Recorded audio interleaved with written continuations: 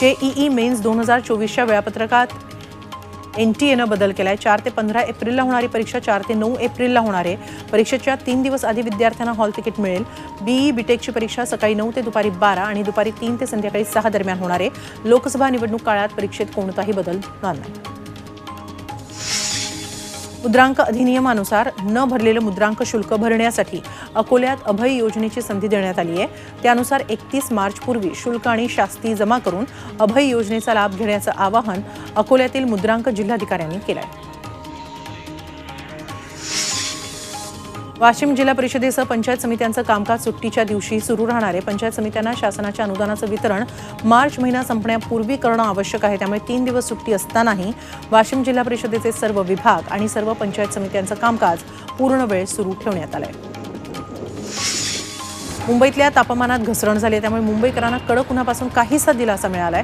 अमृत नोनी ortho plus ये एक प्रूवन फॉर्मूला है। इसमें मौजूद नोनी फल के गुण और आयुर्वेदिक जड़ी बूटियां शरीर को जरूरी पोषक तत्व देने के साथ साथ हड्डियों और जोड़ों के घिसने, उनमें होने वाले सूजन और दर्द को रोकने में मदद करता है। दर्द मुक्त जीवन के लिए अमृत नोनी आर्थो प्लस। पुढील आठवडाभर कमाल तापमान 35 अंशांच्या खालीच राहील असा अंदाज हवामान विभागानं व्यक्त केलाय।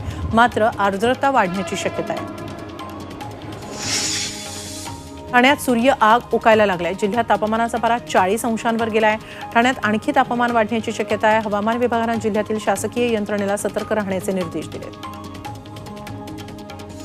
पुण्याच्या शिरूरमध्ये राज्यातील सर्वाधिक तापमानाची नोंद झाली आहे। शिरूरमध्ये तापमानाचा पारा 43.2 अंशांवर पोहोचलाय, तर त्यानंतर अकोला जिल्ह्यात 42.8 अंश सेल्सिअस कमाल तापमान नोंदवलं गेलं। उन्हाच्या कडाक्यानं नागरिक हैराण झाले। धुळे जिल्ह्यात अवकाळी पावसानं हजेरी लावली। 41 अंशांवर तापमान गेल्यानं नागरिक हैराण होते, त्यांना काहीसा दिलासा मिळाला। अचानक आलेल्या पावसामुळे नागरिकांची दाणादाण उडाली।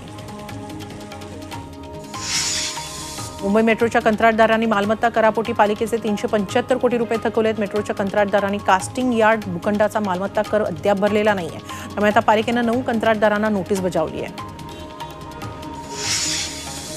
एअर इंडिया प्रकरणात प्रफुल्ल पटेलांना मोठा दिलासा मिळाला। एअर इंडिया इंडियन एअरलाइन्स विलिनीकरण गैरव्यवहार प्रकरणी सीबीआयनं क्लोजर रिपोर्ट सादर केलाय। 2017मध्ये सीबीआयनं सुप्रीम कोर्टाच्या आदेशानुसार या प्रकरणी चौकशी सुरू केली होती। महायुतीत प्रवेश केल्याच्या 8 महिन्यानंतर पटेलांना हा दिलासा मिळाल्यानं चर्चांना उधाण आलंय।